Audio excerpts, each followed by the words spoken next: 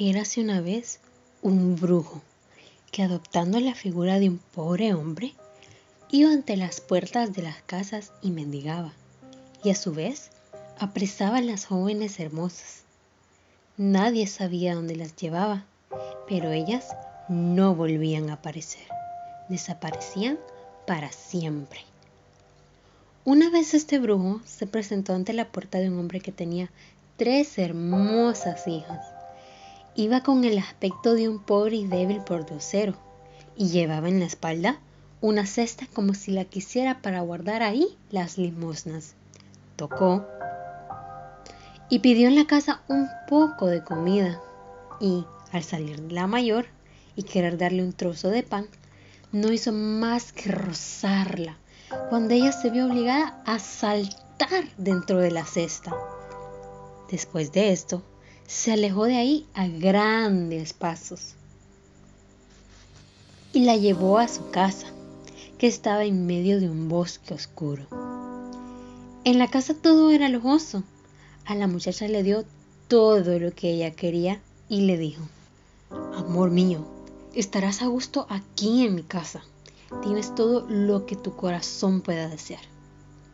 Pero esto solo duró unos cuantos días y luego el brujo le dijo: tengo que salir de viaje y dejarte por algún tiempo sola. Puedes andar por todos los sitios de la casa y ver todo, excepto la habitación que abre esta pequeña llave. Te lo prohíbo a vida o muerte. Y entregándole también un huevo le dijo: este huevo, cuídamelo bien y llévalo siempre contigo, pues si se pierde, ocurriría una gran desgracia. Ella entonces cogió la llave y el huevo y prometió cumplir todos los encargos. Cuando se hubo marchado, recorrió la casa de arriba abajo y escudriñó por todos los rincones.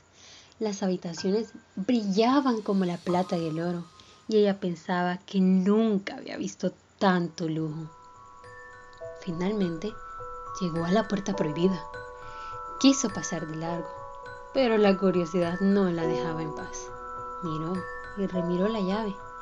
Era igual que cualquier otra, pero de repente la metió en la cerradura y la giró un poco, y la puerta se abrió de golpe. ¡Oh! Pero ¿qué es lo que vieron sus ojos? En el centro de la pieza había una gran pila ensangrentada y dentro de ella personas muertas descuartizadas. Al lado había un bloque de madera y encima una hacha toda reluciente. Fue tal el espanto que el huevo que llevaba en la mano se cayó dentro, y aunque lo sacó y le limpió la sangre, todo era en vano. A cada momento la sangre volvía a aparecer. Por más que lo limpiara y raspara, no podía hacerla desaparecer. Poco después regresó el hombre de su viaje, y lo primero que exigió fue la llave y el huevo. Ella entonces se los dio temblando, y él vio por las manchas rojas que había estado en la cámara de sangre. Y le dijo: ya que has obrado en contra de mi voluntad, ahora volverás ahí dentro en contra de tu voluntad. Tu vida se ha acabado. La tiró al suelo, la arrastró por los cabellos hasta ahí, le cortó la cabeza encima del trozo de madera y la descuartizó hasta que su sangre fluyó hasta el suelo. Luego la echó con el resto en la gran pila. Ahora me traeré la segunda, dijo el brujo, y bajo la figura de un pobre fue ante la casa y pidió limosna. La segunda le trajo entonces un trozo de pan. La apresó con un simple roce, como la primera, y se la llevó. Pero a ella no le fue mejor que a su hermana. Se dejó vencer por la curiosidad. Abrió la cámara sangrienta, miró lo que había dentro, y a su vuelta tuvo que pagar con su vida. A continuación, volvía a él a traerse a la tercera, que era, sin embargo, inteligente y astuta. Cuando el brujo le dio el huevo y la llave y partió, ella guardó el huevo cuidadosamente, inspeccionó la casa y fue finalmente a la cámara de sangre. Pero ¿qué es lo que vio ante sus ojos? Sus dos hermanas queridas estaban en la gran pila, asesinadas miserablemente y descuartizadas. Entonces procedió a juntar los miembros y los colocó como era debido: cabeza, cuerpo, brazos y piernas. Y cuando ya no faltaba nada, comenzaron los miembros a moverse y a soldarse, y ambas muchachas abrieron los ojos, volviendo de nuevo a la vida. El hombre, a su llegada, exigió inmediatamente la llave y el huevo, y cuando no descubrió en ellos el más mínimo resto de sangre, le dijo: tú has superado la prueba, tú serás mi prometida.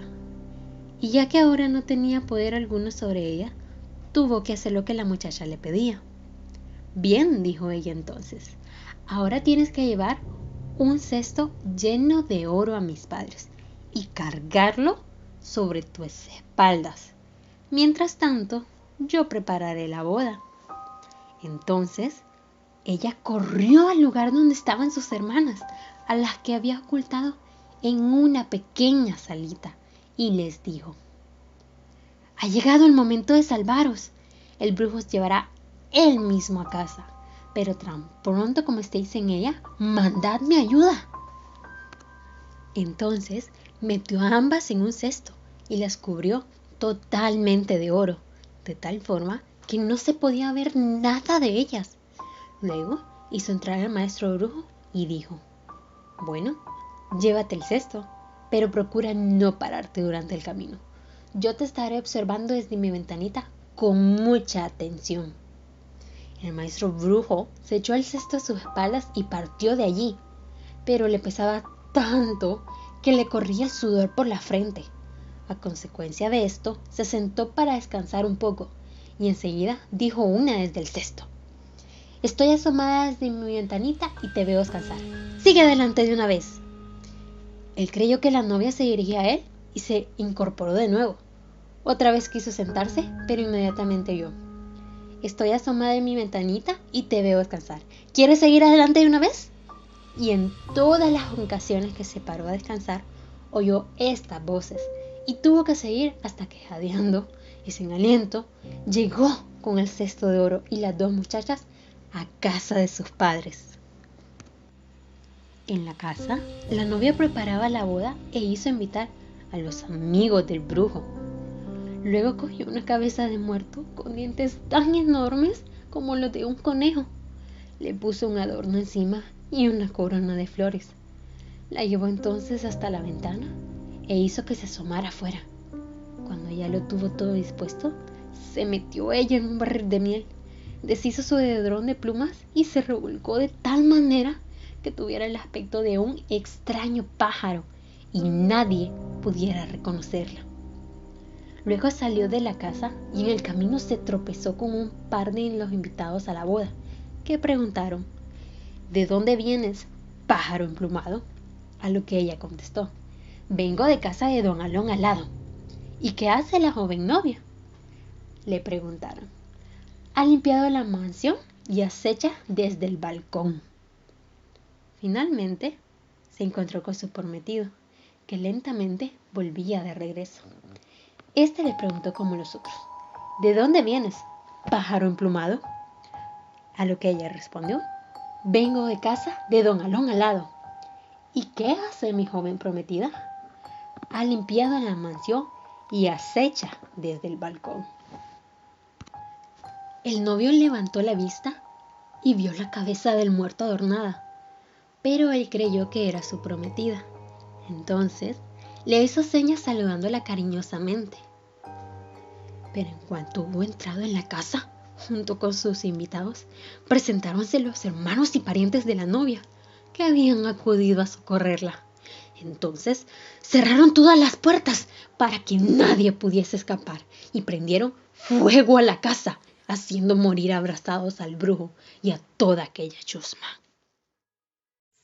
Fue una ocurrencia de Angelo Ricci y Joe Zanetti y Manuel Silva el pasar visita al viejo terrible.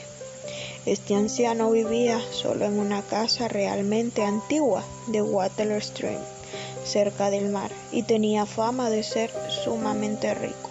y sumamente achacoso, lo que resultaba una situación de lo más atractiva para los señores Richie, Sanek y Silva, ya que su profesión no era ni más ni menos que la del latrocinio. Los habitantes de Kingsport dicen y piensan muchas cosas sobre el viejo terrible, que suelen ocultar al conocimiento de gentes como el señor Rich y sus colegas, a pesar del hecho casi probado de que guarda una fortuna de magnitud indefinida en algún lugar de su mohosa y venerable morada.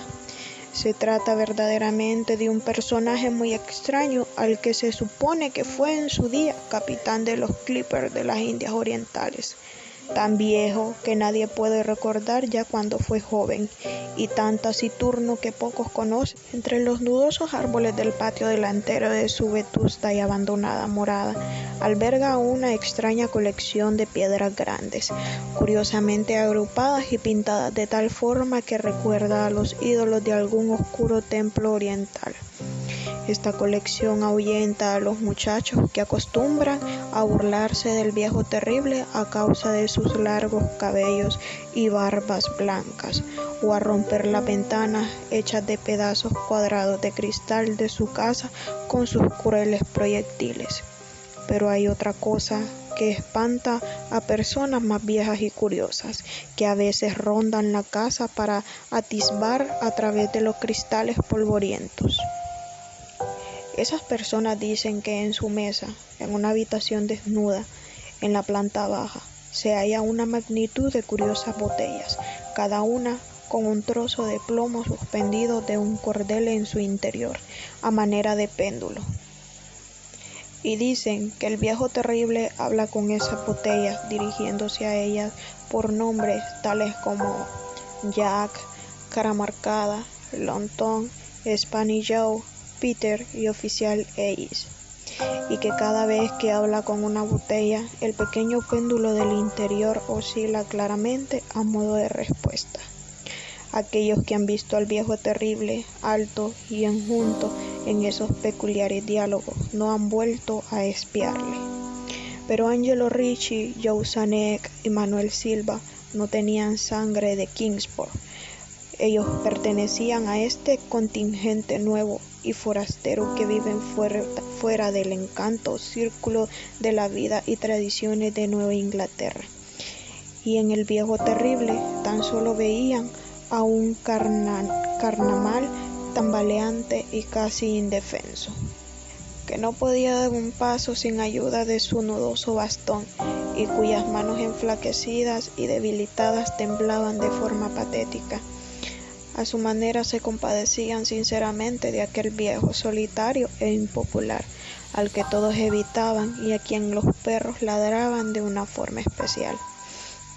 Pero el negocio es el negocio, y para un ladrón de casta resulta una tentación y un reto un tipo tan viejo y débil, que no tiene cuenta en el banco y que paga sus pocos gastos en el almacén del pueblo, con plata y oros españoles acuñados de 2 siglos antes. Los señores Richie, Sanek y Silva eligieron la noche del 11 de abril para girar su visita. El señor Richie y el señor Silva cambiarían unas palabras con el desdichado y anciano caballero, mientras el señor Sanek esperaba por ellos y por su presumible cargamento metálico en su coche cubierto en sheet string, junto a la puerta del muro trasero de la finca de su anfitrión. El deseo de no tener que dar innecesarias explicaciones en caso de una inesperada frustración policial aceleró los preparativos de una retirada tranquila y discreta.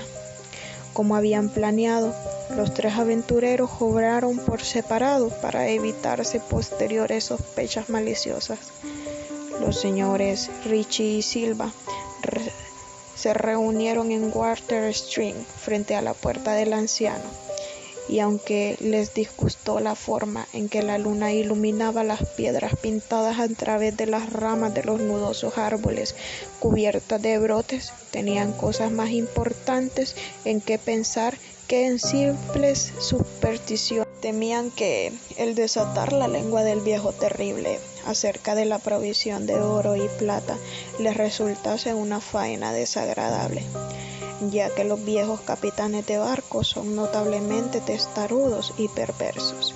Pero, aún así, él estaba muy viejo y achacoso, y ellos dos a visitarles.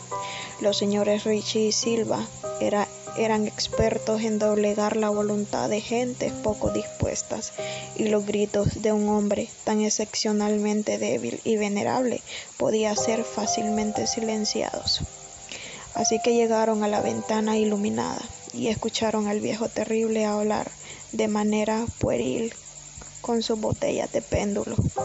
Entonces se enmascararon y llamaron cortésmente a la deslucida puerta de roble. La espera resultó muy larga para el señor Sanek, mientras se removía inquieto en el coche cubierto junto a las puertas traseras del viejo terrible en Chick Street. Era más aprensivo de lo ordinario y no le gustaban los espantosos gritos que había oído en la vieja casa momentos después de la hora fijada para el asalto. ¿No les había dicho a sus colegas que fueran lo más considerados que pudieran con el patético y anciano capitán? Observó muy nervioso la estrecha puerta de roble en el muro alto y cubierto de hierro. Con frecuencia consultaba el reloj. Extrañado por el retraso, había muerto el viejo sin revelar el escondrijo de su tesoro, obligando a una búsqueda exhaustiva. Al señor Sanek no le gustaba esperar tanto tiempo en la oscuridad en un sitio así. Entonces sintió un ruido amortiguando los pasos y un tabaleo en el sendero tras la puerta.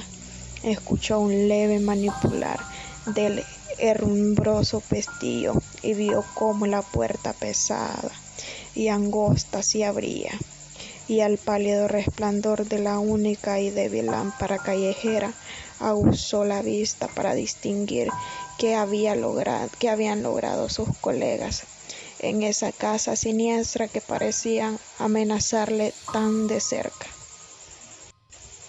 Pero cuando vio algo, no fue lo que esperaba, ya que sus colegas no estaban allí, sino solo el viejo terrible, apoyado tranquilamente en su nudoso bastón y sonriendo de forma horrible. El señor Sanek no se había fijado nunca antes en el color de ojos de ese hombre. Vio ahora que eran amarillos. Los pequeños incidentes despiertan considerablemente revuelo en las poblaciones pequeñas, por lo que la gente de Kingsport habló toda la primavera y el verano sobre los 3 cuerpos imposibles de identificar que la marea había arrojado a la costa, horriblemente acuchillados, como por multitudes de cortés, y horriblemente destrozados, como pateados por multitudes de tacones. Y algunos aún comentaban sucesos tan triviales como el coche abandonado descubierto en Street, o sobre ciertos gritos especialmente inhumanos, probablemente de algún animal perdido o un pájaro migratorio, escuchado durante la noche por algunos ciudadanos insomnes. Pero el viejo terrible no prestaba ninguna atención a todo este ocioso chismorreo pueblerino. Era de natural reservado, y cuando uno es viejo y enfermizo, la reserva se hace aún mayor. Además, un capitán tan anciano debía haber asistido a montones de cosas mucho más interesantes en los lejanos días de su olvidada juventud. Es verdad, soy nervioso, terriblemente nervioso. Siempre lo he sido y lo soy, pero ¿podría decirse que estoy loco? La enfermedad había agudizado mis sentidos. No los había destruido ni apagado. Sobre todo, tenía el sentido del oído agudo. Oía todo sobre el cielo y la tierra. Oía muchas cosas del infierno. Sí, del infierno. Entonces, ¿cómo voy a estar loco? Escuchen y observen con qué tranquilidad, con qué cordura puedo contarles toda la historia. Me resulta imposible decir cómo surgió en mi cabeza esa idea por primera vez, pero una vez concebida me persiguió de día y de noche. No sabía ningún fin, no había pasión. Yo quería mucho al viejo. Nunca me había hecho nada malo, nunca me había insultado, no deseaba su oro. Creo que fue su ojo. ¡Sí! Eso fue. Tenía un ojo semejante al de un buitre. Era un ojo de un color azul pálido, con una fina película delante. Cada vez que posaba ese ojo en mí, se me enfriaba la sangre, y así, muy gradualmente, fui decidiendo quitarle la vida al viejo y quitarme así de encima ese ojo para siempre. Pues bien, así fue. Usted creerá que estoy loco. Los locos no saben nada. Debería usted haber visto con qué sabiduría procedí, con qué cuidado, con qué perfección, con qué disimulo me puse a trabajar. Nunca había sido tan amable con el viejo como la semana antes de matarlo, y cada noche, cerca de medianoche, yo hacía girar el picaporte de su puerta y la abría con mucho cuidado. Y después, cuando la había abierto lo suficiente para pasar la cabeza, levantaba una linterna cerrada, completamente cerrada, de modo que no se viera ninguna luz, y tras ella pasaba la cabeza. ¿Cómo se habría reído usted si hubiera visto con qué astucia pasaba la cabeza? La movía muy despacio, muy lentamente, para no molestar al sueño del viejo. Me llevaba 1 hora meter toda la cabeza por esa abertura hasta donde podía verlo dormir sobre la cama. ¿Podría un loco actuar con tanta prudencia? Y luego, cuando mi cabeza estaba bien dentro de la habitación, abría la linterna con cautela, con mucho cuidado, porque las bisagras hacían ruido, hasta que un solo rayo de luz cayera sobre el ojo de buitre. Hice todo esto durante 7 largas noches, cada noche cerca de las 12, pero siempre encontraba el ojo cerrado. Y era imposible hacer el trabajo, ya que no era el viejo que me irritaba, sino su ojo. Y cada mañana, cuando amanecía, iba sin miedo a su habitación y le hablaba resueltamente, llamándole por su nombre con voz cordial y preguntándole cómo había pasado la noche. Por tanto, verá usted que tendría que haber sido un viejo muy astuto para sospechar que cada noche a las 12 yo iba a mirarlo mientras dormía. La 8ª noche fui más cuidadoso cuando abrí la puerta. El minutero de un reloj de pulsera se mueve más rápido de lo que se movía mi mano. Nunca antes había sentido el alcance de mi fuerza, de mi sagacidad. Casi no podía contener mis sentimientos de triunfo al pensar que estaba abriendo la puerta poco a poco. Y él ni soñaba con el secreto de mis acciones e ideas. Me reía entre dientes ante esa idea. Y tal vez me oyó, porque se movió en la cama de repente como sobresaltado. Pensará usted que me retrocedí, pero no fue así. Su habitación estaba tan negra como la noche más cerrada, ya que él cerraba las persianas por miedo a que entraran los ladrones. Entonces sabía que no me vería abrir la puerta y seguía empujando, suavemente, suavemente. Ya había introducido la cabeza y estaba para abrir la linterna, cuando mi pulgar resbaló con el cierre metálico y el viejo se incorporó en la cama gritando: ¿Quién anda ahí? Me quedé quieto y no dije nada. Durante 1 hora entera no moví ni un músculo, y mientras tanto no oí que volviera a acostarse en la cama.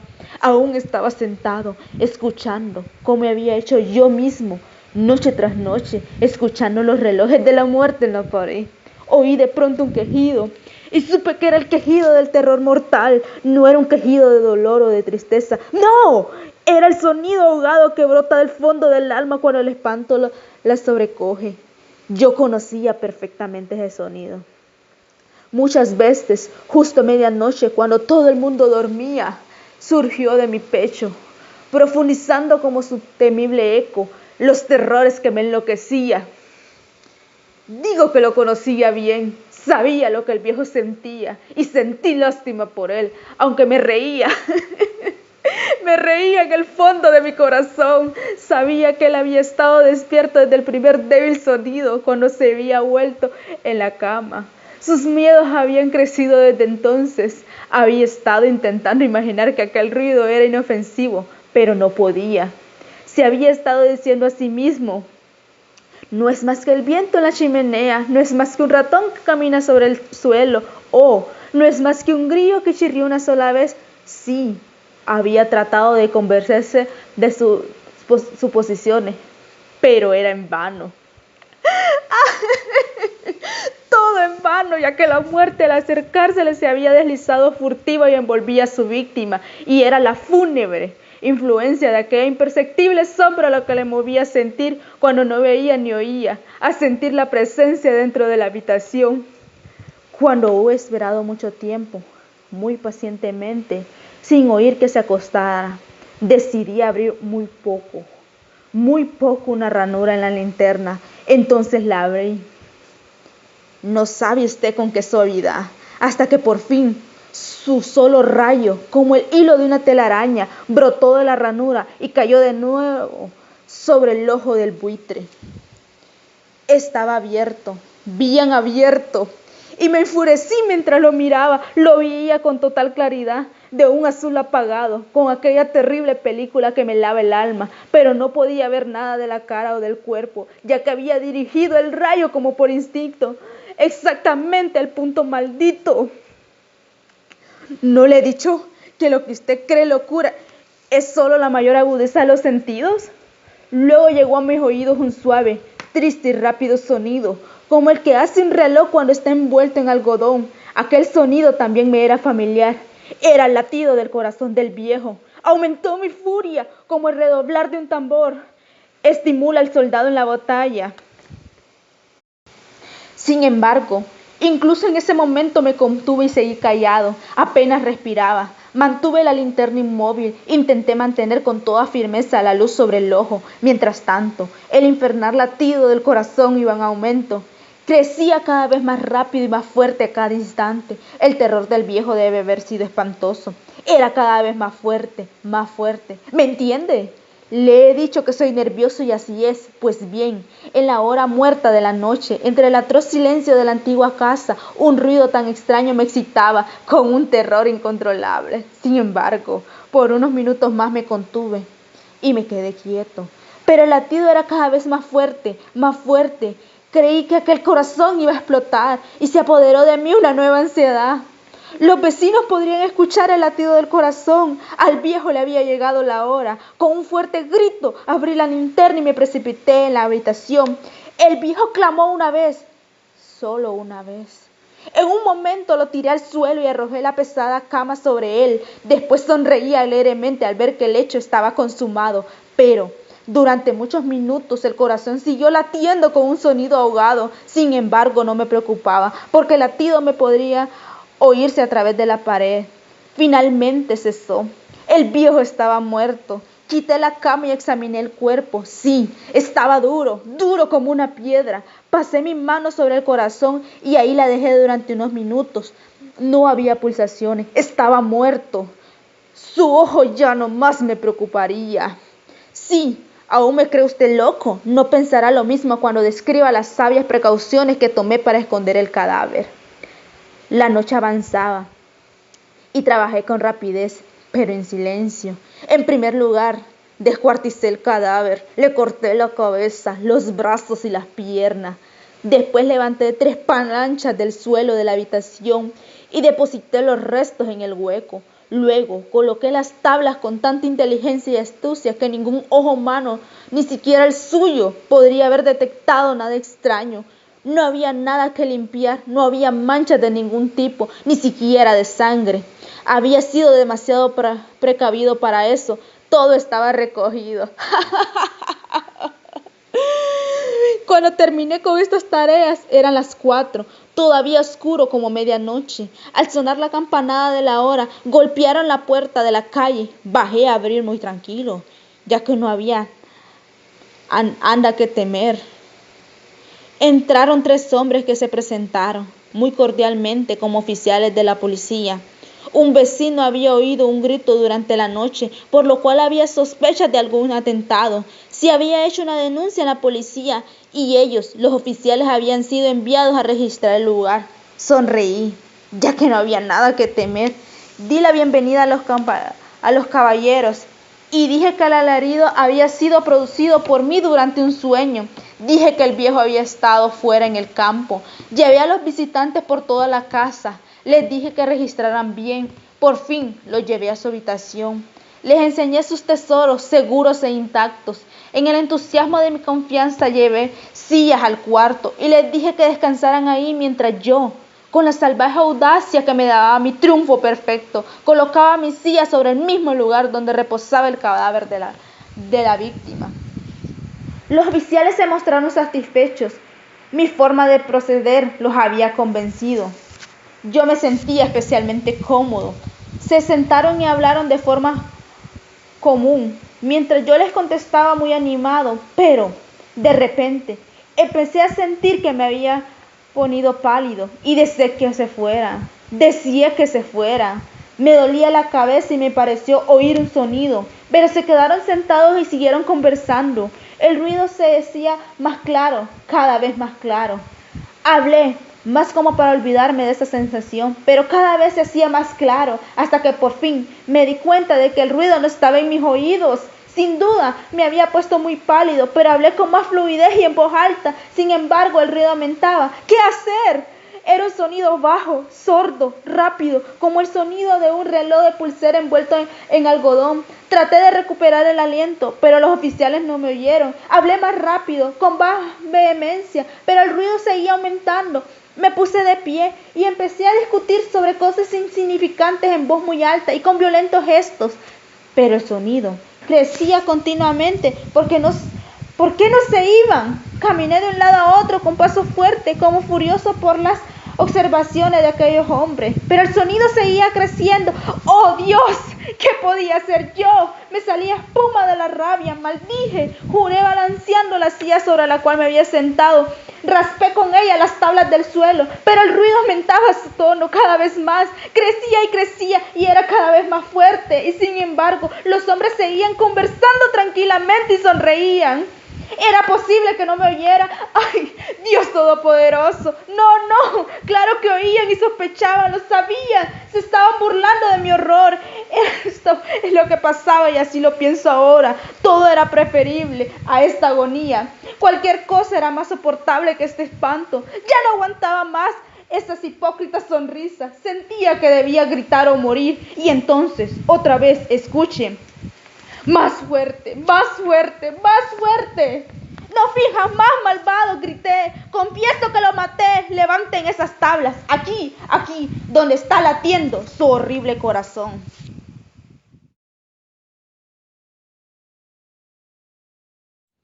Su luna de miel fue un largo escalofrío. Rubia, angelical y tímida. El carácter duro de su marido heló sus soñadas niñerías de novia. Lo quería mucho. Sin embargo, a veces con un ligero estremecimiento, cuando volviendo de noche juntos por la calle, echaba una furtiva mirada a la alta estatura de Jordán. Mudo desde hacía una hora, él por su parte la amaba profundamente sin darlo a conocer. Durante 3 meses se habían casado. En abril vivieron una dicha especial. Sin duda hubiera ella deseado menos severidad en ese rígido cielo de amor, más expansiva e incauta ternura, pero el impasible semblante de su marido la contenía enseguida. La casa en que vivían influía no poco en sus estremecimientos. La blancura del patio, silenciosos frisos, columnas y estatuas de mármol, producía una otoñal impresión de palacio encantado. Al cruzar de una pieza a otra, los pasos hallaban eco en toda la casa, como si un largo abandono hubiera sensibilizado su resonancia. En ese extraño nido de amor, Alicia pasó todo el otoño. No obstante, había concluido por echar un velo sobre sus antiguos sueños, y aún vivía dormida en la casa hostil sin querer pensar en nada hasta que llegaba su marido. No es raro que adelgazara. Tuvo un ligero ataque de influencia que se arrastró insidiosamente días y días. Alicia no se reponía nunca. Al fin, una tarde, pudo salir al jardín apoyada en el brazo de él. Miraba indiferente a uno y a otro lado. De pronto Jordán, con honda ternura, le pasó la mano por la cabeza y Alicia rompió enseguida en sollozos, echándole los brazos al cuello. Lloró largamente todo su espanto callado, redoblando el llanto a la menor tentativa de caricia. Luego los sollozos fueron retardándose y aún quedó largo rato escondida en su cuello, sin moverse ni decir ni una palabra. Fue ese el último día que Alicia estuvo levantada. Al día siguiente amaneció desvanecida. El médico de Jordán la examinó con suma detención, ordenándole calma y descanso absoluto. No sé, le dijo a Jordán en la puerta de calle, con la voz todavía baja. Tiene una gran debilidad que no me explico. Y sin vómitos, nada. Si mañana se despierta como hoy, llámame enseguida. Al otro día, Alicia seguía peor. Hubo consulta. Constatóse una anemia de marcha agudísima, completamente inexplicable. Alicia no tuvo más desmayos, pero se iba visiblemente a la muerte. Todo el día el dormitorio estaba con las luces prendidas y en pleno silencio. Pasábanse horas sin oír el menor ruido. Alicia dormitaba. Jordán vivía casi en la sala, también con toda la luz encendida. Paseábase sin cesar de un extremo a otro con incansable obstinación. Abiertos, no hacía sino mirar la alfombra a uno y a otro lado del respaldo de la cama. Una noche se quedó de repente mirando fijamente. Al rato abrió la boca para gritar y sus narices y labios se perlaron de sudor. ¡Jordán! ¡Jordán!, clamó rígida de espanto, sin dejar de mirar la alfombra. Jordán corrió al dormitorio y al verlo aparecer a Alicia, dio un alarido de horror. ¡Soy yo! ¡Alicia, soy yo! Alicia lo miró con extravío, miró la alfombra, volvió a mirarlo y después de largo rato de estupefacta confrontación se serenó, sonrió y tomó entre las suyas la mano de su marido acariciándola temblorosamente. Los médicos volvieron inútilmente. Había allí, delante de ellos, una vida que se acababa, desangrándose día a día, hora a hora, sin saber absolutamente cómo. En la última consulta, Alicia yacía en estupor, mientras que ellos la impulsaban, basándose de uno a otro la muñeca inerte. La observaron largo rato en silencio y pasaron al comedor. Se encogió de hombros, desalentado su médico. Es un caso serio, poco hay que hacer. Solo eso me faltaba, resopló Jordán, y tamboreleó bruscamente sobre la mesa. Alicia fue extinguiéndose en su delirio de anemia, agravado de tarde, pero que remitía siempre en las primeras horas. Durante el día no avanzaba su enfermedad, pero cada mañana amanecía lívida, en síncope casi. Parecía que únicamente de noche se le fuera la vida en nuevas olas de sangre. Tenía siempre al despertar la sensación de estar desplomada en la cama, con 1.000.000 de kilos encima. Desde el tercer día este hundimiento no la abandonó más. Perdió luego el conocimiento. Los 2 días finales deliró sin cesar a media voz. Las luces continuaban fúnebremente encendidas en el dormitorio y la sala. En el silencio agónico de la casa no se oía más que el delirio monótono que salía de la cama y el rumor ahogado de los eternos pasos de Jordán. Murió, por fin. La sirvienta, que entró después de deshacer la cama, sola ya, miró un rato extrañada el almohadón. «Señor», llamó Jordán en voz baja, En el almohadón hay muchas manchas que parecen sangre. Jordan se acercó rápidamente y se dobló a su vez. Efectivamente, sobre la funda, a ambos lados del hueco que había debajo de la cabeza de Alicia, se veían muchas manchas de sangre. Parecen picaduras, murmuró la sirvienta, después de un rato de inmóvil observación. Levántalo a la luz, le dijo Jordan. La sirvienta lo levantó, pero enseguida lo dejó caer y se quedó mirando a aquel, lívida y temblando, sin saber por qué. Jordan sintió que los cabellos se le erizaban. ¿Qué hay?, murmuró con voz ronca. Pesa mucho, articuló la sirvienta, sin dejar de temblar. Jordan lo levantó. Pesaba extraordinariamente. Salieron con él y sobre la mesa del comedor, Jordan cortó funda y envoltura de un tajo. Las plumas superiores volaron y la sirvienta dio un grito de horror con toda la boca abierta, llevándose las manos críspidas a los mandos. Sobre el fondo, entre las plumas, moviéndose lentamente las patas velludas, había un animal monstruoso, una bola viviente y viscosa. Estaba tan hinchado que apenas se le pronunciaba la boca. Noche a noche, desde que Alicia había caído en cama, había aplicado sigilosamente su boca, su trompa, mejor dicho, a las dientes de aquella, chupándole la sangre. La picadura era casi imperceptible. La remoción diaria del almohadón había impedido sin duda su desarrollo, pero desde que la joven no pudo moverse, la succión fue vertiginosa. En 5 días, en 5 noches, había vaciado a Alicia. Estos parásitos de las aves, diminutos en el medio habitual, llegan a adquirir en ciertas condiciones proporciones enormes.